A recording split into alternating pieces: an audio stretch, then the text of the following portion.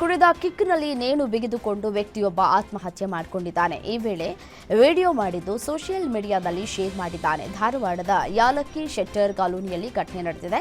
45 ವರ್ಷದ ದತ್ತಾತ್ರೇಯ ಸೊರಟೂರ ಮದ್ಯ ವ್ಯಸನಿಯಾಗಿದ್ದ. ವಿಡಿಯೋದಲ್ಲಿ ಪತ್ನಿ ಹಾಗೂ ಪತ್ನಿ ಊರಿನವರು ಬರದಂತೆ ಹಾಗೂ ಮಗನನ್ನ ಪತ್ನಿ ಬಳಿ ಬಿಡದಂತೆ ಸಹೋದರನಿಗೆ ಮನವಿ ಮಾಡಿದ್ದಾನೆ. ಸ್ಥಳಕ್ಕೆ ವಿದ್ಯಾಗಿರಿ ಪೊಲೀಸರು ಭೇಟಿಯನ್ನು ನೀಡಿ ಪರಿಶೀಲನೆ ನಡೆಸಿದ್ದಾರೆ. ಹೆಂಡತಿಯನ್ನ ಕೊಂದು ಕೊಳವೆ ಬಾವಿಯಲ್ಲಿ ಹೂತು ಹಾಕಿದ ಘಟನೆ ಚಿಕ್ಕಮಗಳೂರಿನ ಆಲಘಟ್ಟ ಗ್ರಾಮದಲ್ಲಿ ನಡೆದಿದೆ. 28 ವರ್ಷದ ಭಾರತಿ ಮೃತ ದುರ್ದೈವಿ. 1.5 ತಿಂಗಳ ಹಿಂದೆ ತವರಿಗೆ ಹೊರಟಿದ್ದ ಹೆಂಡತಿ ಜೊತೆ ಗಂಡ ವಿಜಯ್ ಗಲಾಟೆ ಮಾಡಿದ್ದಾನೆ. ಈ ಗಲಾಟೆಯಲ್ಲಿ ಹೆಂಡತಿಯ ಕೆನ್ನೆಗೆ ಜೋರಾಗಿ ಹೊಡೆದಿದ್ದಾನೆ. ಗಂಡ ಹೊಡಿತಾ ಇದ್ದಂತೆ ಪತ್ನಿ ಭಾರತಿ ಜೀವ ಬಿಟ್ಟಿದ್ದಾಳೆ. ನಂತರ ಪತ್ನಿಯನ್ನ ತಮ್ಮ ತೋಟದಲ್ಲಿನ ಕೊಳವೆ ಬಾವಿಯಲ್ಲಿ ಕಿರಾತಕ ಗಂಡ ಹೂತು ಹಾಕಿದ್ದಾನೆ. ಕೊಳವೆ ಬಾವಿಯಲ್ಲಿ ಹೂತು ಹಾಕಿದ ಮೇಲೆ ಕಡೂರು ಠಾಣೆಯಲ್ಲಿ ಪತ್ನಿ ನಾಪತ್ತೆ ಆಗಿದ್ದಾಳೆ ಅಂತ ಹೇಳಿ ಆರೋಪಿ ವಿಜಯ್ ದೂರನ್ನ ಕೊಟ್ಟಿದ್ದಾನೆ. ಈ ಸಂಬಂಧ ತನಿಖೆ ಕೈಗೊಂಡಿದ್ದಂತಹ ಪೊಲೀಸರು ಕೊನೆಗೂ ಸತ್ಯವನ್ನ ಕಂಡುಹಿಡಿದಿದ್ದಾರೆ. 1.5 ತಿಂಗಳ ಹಿಂದೆ ನಡೆದಂತಹ ಪೊಲೀಸರ ತನಿಖೆಯಲ್ಲಿ ಗಂಡ ವಿಜಯ್ನೇ ಹಂತಕ ಅನ್ನೋದು ಗೊತ್ತಾಗಿದೆ. ಈ ಸಂಬಂಧ ಕಡೂರು ಠಾಣೆಯಲ್ಲಿ ಪ್ರಕರಣ ದಾಖಲು ಮಾಡಲಾಗಿತ್ತು. ಸದ್ಯ ಪೊಲೀಸರು ಆಕೆಯ ಗಂಡ ವಿಜಯ್, ಅತ್ತೆ, ತಾಯಮ್ಮ, ಮಾವ ಗೋವಿಂದಪ್ಪನನ್ನ ಅರೆಸ್ಟ್ ಮಾಡಿದ್ದಾರೆ. ಮಂಡ್ಯ ಜಿಲ್ಲೆಯಲ್ಲಿ ಎಗ್ಗಿಲ್ಲದೆ ನಡೀತಾ ಇದ್ದಂತಹ ಭ್ರೂಣ ಹತ್ಯೆಗೆ ಆರೋಗ್ಯ ಇಲಾಖೆ ಕಡಿವಾಣ ಹಾಕಿದ ನಂತರ ಇದೀಗ ಲಿಂಗಾನುಪಾತದಲ್ಲಿ ಏರಿಕೆಯಾಗಿದೆ. ಕಳೆದ ವರ್ಷಕ್ಕಿಂತ ಈ ವರ್ಷ ಹೆಚ್ಚಳ ಕಂಡುಬಂದಿದೆ. ಮಂಡ್ಯ, ಪಾಂಡವಪುರ, ನಾಗಮಂಗಲದಲ್ಲಿ ಸರಣಿ ಭ್ರೂಣ ಹತ್ಯೆ ಪ್ರಕರಣಗಳು ಬೆಳಕಿಗೆ ಬಂದಿತ್ತು.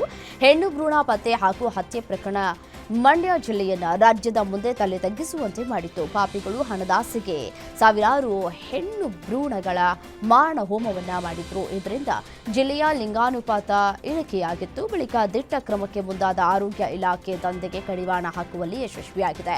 ಆರೋಗ್ಯ ಇಲಾಖೆ ಯಶಸ್ವಿ ಕಾರ್ಯಾಚರಣೆ ಪರಿಣಾಮ ಲಿಂಗಾನುಪಾತ ಏರಿಕೆಯಾಗಿದೆ. ಸಫಾಯಿ ಕರ್ಮಚಾರಿ ಆಯೋಗದ ನೂತನ ಅಧ್ಯಕ್ಷರಾಗಿ ಪಿ ರಘು ನೇಮಕವಾಗಿದ್ದಾರೆ. ಆಯ್ಕೆ ನಂತರ ಮೊದಲ ಬಾರಿಗೆ ಚಿತ್ರದುರ್ಗಕ್ಕೆ ಭೇಟಿ ನೀಡಿದ್ದು ನೂತನ ಅಧ್ಯಕ್ಷರಿಗೆ ಅಭಿಮಾನಿಗಳು ಅದ್ದೂರಿ ಸ್ವಾಗತವನ್ನು ಕೋರಿದ್ದಾರೆ. ಪುಷ್ಪವೃಷ್ಟಿ ಮಾಡಿ ಸೇಬಿನ ಹಾರ ಹಾಕಿ ಸ್ವಾಗತಿಸಿದ್ದಾರೆ. ಪಟಾಕಿ ಸಿಡಿಸಿ ಸಿಹಿ ಹಂಚಿ ಚಳ್ಳಕೆರೆ ಗೇಟ್ನಿಂದ ಕಾಂಗ್ರೆಸ್ ಕಚೇರಿವರೆಗೂ ಮೆರವಣಿಗೆಯನ್ನು ಮಾಡಿದ್ದಾರೆ. ಮೆರವಣಿಗೆಯಲ್ಲಿ 100 ಮಂದಿ ಕಾಂಗ್ರೆಸ್ನ ಕಾರ್ಯಕರ್ತರು ಭಾಗಿಯಾಗಿದ್ದರು.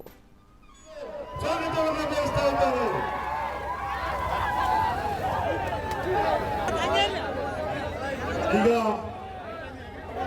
ನಿಮ್ಮನ್ನೆಲ್ಲರನ್ನ ಉದ್ದೇಶಿಸಿ ಸರ್ಕಾರದ ನೌಕರಿ ಹೊರತಾಗಿ ಕೂಡ ಬಹಳಷ್ಟು ಜನ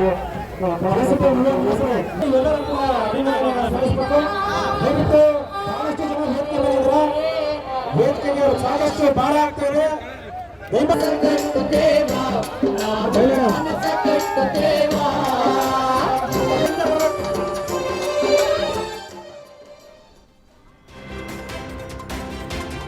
ರಾಜ್ಯ ಸರ್ಕಾರದಿಂದ ಶರಾವತಿ ಪಂಪ್ಡ್ ಸ್ಟೋರೇಜ್ ಯೋಜನೆ ಅನುಷ್ಠಾನ ವಿಚಾರಕ್ಕೆ ರೈತ ಸಂಘದಿಂದ ವಿರೋಧ ವ್ಯಕ್ತವಾಗಿದೆ. ಯೋಜನೆಯನ್ನು ವಿರೋಧಿಸಿ ಶಿವಮೊಗ್ಗ ಡಿಸಿ ಕಚೇರಿ ಎದುರು ರೈತರು ತಮ್ಮ ಪ್ರತಿಭಟನೆಯನ್ನು ಮಾಡಿದ್ದಾರೆ.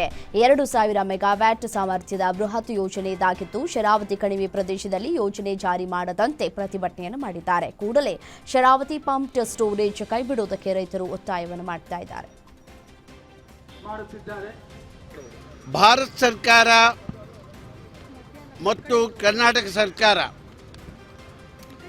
ಪಂಪ್ ಸ್ಟೋರೇಜ್ ನೀರನ್ನು ಮೇಲೆತ್ತಿ ತಳಕಳಲೆ ಮತ್ತು ಗೋರ್ಸೊಪ್ಪೆಯಿಂದ ನೀರನ್ನು ಸಂಗ್ರಹಿಸಿ ಕೃತಕವಾಗಿ ಮತ್ತೆ ಆ ನೀರನ್ನು ಬಳಸಿ ವಿದ್ಯುತ್ ಶಕ್ತಿ ಮಾಡ್ತಕ್ಕಂಥ 2000 ಮೆಗಾವ್ಯಾಟ್ಸ್ ಉತ್ಪತ್ತಿ ಮಾಡ್ತಕ್ಕಂಥ ವಿದ್ಯುತ್ ಖರ್ಚು ಮಾಡ್ತಿರೋ ಹಣ ಸಿಜೆಐ ಮೇಲೆ ಶೂ ಎಸೆದ ಘಟನೆಯನ್ನ ಖಂಡಿಸಿ ತುಮಕೂರು ಯೂನಿವರ್ಸಿಟಿಯ ಸಂಶೋಧನೆ ಹಾಗೂ ಸ್ನಾತಕೋತ್ತರ ವಿದ್ಯಾರ್ಥಿಗಳು ಪ್ರತಿಭಟನೆ ನಡೆಸಿದ್ದಾರೆ. ವಿವಿ ಆವರಣದಿಂದ ಜಿಲ್ಲಾಧಿಕಾರಿ ಕಚೇರಿಯವರೆಗೆ ಪ್ರತಿಭಟನಾ ಮೆರವಣಿಗೆಯನ್ನ ಮಾಡಿದ್ದಾರೆ.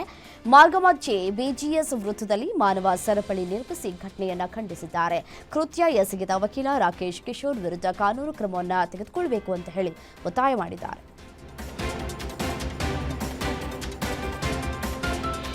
ವಾರ್ಡ್ನಲ್ಲಿ ಸ್ವಚ್ಛತೆ ಕಾರ್ಯದ ನಿರ್ಲಕ್ಷ್ಯ ಖಂಡಿಸಿ ಶಿವಮೊಗ್ಗದ ಸಾಗರದಲ್ಲಿ ನಾಗರಿಕರು ಪ್ರತಿಭಟನೆಯನ್ನು ನಡೆಸಿದ್ದಾರೆ. ಸಾಗರ ನಗರಸಭೆಯ 31ನೇ ವಾರ್ಡ್ನಲ್ಲಿ ನಾಗರಿಕರು ಮೈ ಮೇಲೆ ಕಸವನ್ನು ಸುರಿದುಕೊಂಡು ನಗರಸಭೆ ವಿರುದ್ಧ ತಮ್ಮ ಆಕ್ರೋಶವನ್ನು ವ್ಯಕ್ತಪಡಿಸಿದ್ದಾರೆ. ಹಲವು ಬಾರಿ ಮನವಿಯನ್ನ ಮಾಡಿಕೊಂಡಿದ್ರು ಯಾವುದೇ ಪ್ರಯೋಜನ ಆಗಿಲ್ಲ. ಪದೇ ಪದೇ ಸ್ವಚ್ಛತೆಗೆ ನಿರ್ಲಕ್ಷ್ಯವನ್ನ ಮಾಡ್ತಾ ಇದ್ದಾರೆ ಅಂತ ಹೇಳಿ ನಗರಸಭೆ ಅಧ್ಯಕ್ಷರು ಹಾಗೂ ಅಧಿಕಾರಿಗಳ ವಿರುದ್ಧ ಪ್ರತಿಭಟನೆಯನ್ನು ನಡೆಸಿದ್ದಾರೆ.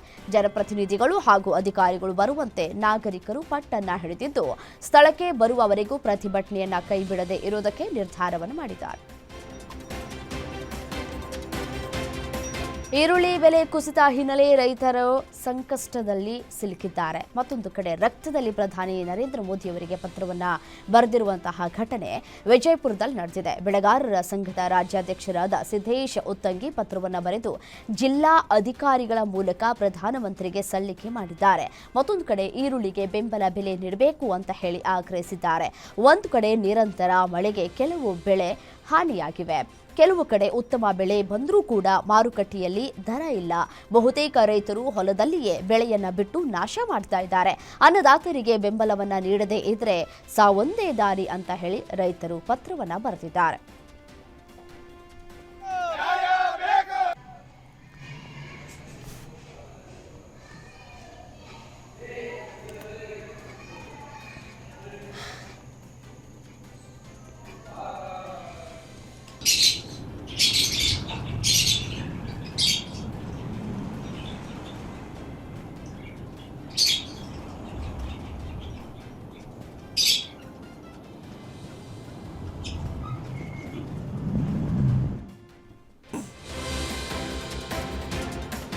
ಮಂಡ್ಯದ ಸಿಡಿಎಸ್ ನಾಲೆಗೆ ನಿರಾಣಿ ಶುಗರ್ಸ್ ತ್ಯಾಜ್ಯ ನೀರು ಬಿಡ್ತಾ ಇದ್ದು ಕಾರ್ಖಾನೆಯ ಕೆಮಿಕಲ್ ಮಿಶ್ರಿತವಾಗಿ ನಾಲೆಯ ನೀರು ಗಬ್ಬೆದ್ದು ನಾರ್ತಾ ಇದೆ.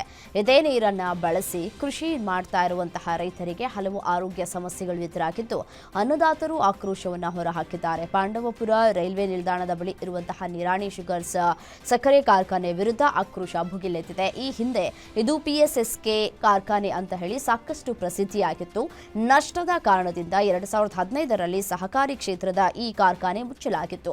2019ರಲ್ಲಿ ಈ ಕಾರ್ಖಾನೆಯನ್ನ 40 ವರ್ಷದ ಅವಧಿಗೆ ನಿರಾಣಿ ಶುಗರ್ಸ್ ಕಂಪನಿಗೆ ಗುತ್ತಿಗೆಯನ್ನ ಪಡೆದು ಪುನಃ ಆರಂಭ ಮಾಡಲಾಗಿತ್ತು. ಕಾರ್ಖಾನೆ ಆರಂಭವಾದ ಬಳಿಕ ಸಿಡಿಎಸ್ ನಾಲೆಗೆ ಕಾರ್ಖಾನೆ ತ್ಯಾಜ್ಯ ಬಿಡುಗಡೆ ಮಾಡಲಾಗ್ತಾ ಇದೆ. ಸಾಮಾಜಿಕ ಜಾಲತಾಣದಲ್ಲಿ ಈ ಕಾರ್ಖಾನೆಯ ಕೃತ್ಯವನ್ನ ಬಯಲು ಮಾಡಿ ಸಾರ್ವಜನಿಕರು ಆಕ್ರೋಶವನ್ನ ಹೊರಹಾಕ್ತಾ ಇದ್ದಾರೆ.